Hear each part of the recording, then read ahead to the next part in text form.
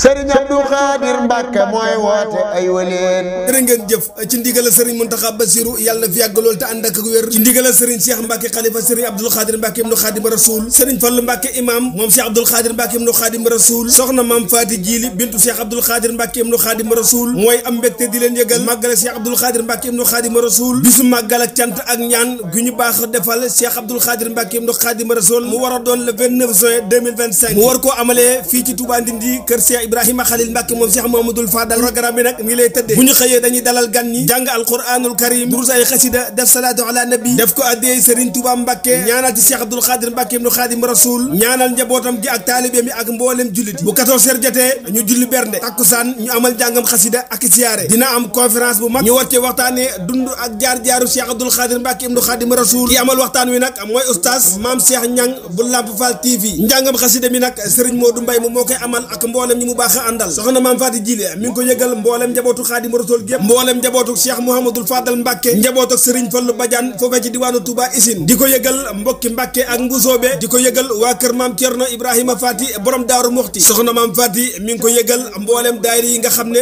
ñoom la baaxoo di àndal ci liggéey bi mu jiital ci daayira soxna Mame Faty Djily bu Tëngéej ci njiital soxna Kumba Touré daayira soxna Mame Faty Djily bu Kaolack ci njiital soxna Ami Mbaye ak mboolem ñu mu àndal liggéey bi mu di ko ànd ak Serigne Axma Mbacke moom Serigne Khalil Mbacke moom Cheikh Mouhamadoul Fadal ak Serigne Djily Mbacke ibnu Serigne Khalil Mbacke moom Cheikh Mouhamadoul Fadal président communauté organisation de Magal Cheikh Abdou Khadir Mbacke ci njiital Cheikh Mouhamadou Lamine Bara Mbacke ibnu Cheikh Ibrahima Khalil Mbacke moom Cheikh Mouhamadoul Fadal di ko yëgal daayiratu Munawwirul Bunyaana bu Serigne Bara Mbacke Touba Ndindi ci njiital soxna Anta Ndiaye ak soxna Soda Thiaw ak mboole ñi mu àndal liggéey bi di ko yëgal waa daayiratu Munawwirul Bunyaana bu Touba Tawfiq ci njiital soxna Adama Diouf ak mboolem ñi mu àndal liggéey bi di ko yëgal daayiratu Munawwirul Bunyaana bu Touba Daaru Xadim ci njiital soxna Ami Ndiaye ak mboolem ñi mu àndal liggéey bi di ko yëgal waa daayiratu Munawwirul Bunyaana bu Touba Ndindi are bu mujj ba ci njiital soxna Khoudia Fall ak soxna Wara Diop ak mboolem ñi mu àndal liggéey bi di ci woo daayiratu Munawwirul Bunyaana bu Touba Sam ci njiital Serigne Ibrahima Ndiaye ak mboolem ñi mu àndal liggéey bi di ko yëgal daayiratu Munawwirul Bunyaana bu Touba yoonu Daaru Muxti ci njiital soxna Daba Diouf ak Serigne Saliou Diouf ak mboolem ñi mu àndal liggéey bi di ko yëgal fédération yi nga xam ne ñoo lëkkale mboolem daayira yi nga xam ne ñoo ajewu ci Touba Ndindi ci njiital Serigne Abdou Samane Ndiaye kon ñu ngi ko yëgal ñëpp bàyyiwuñu kenn màggal gi nag le 29 juin lay doon fii ci Touba Ndindi kër Serigne Khalil Mbacke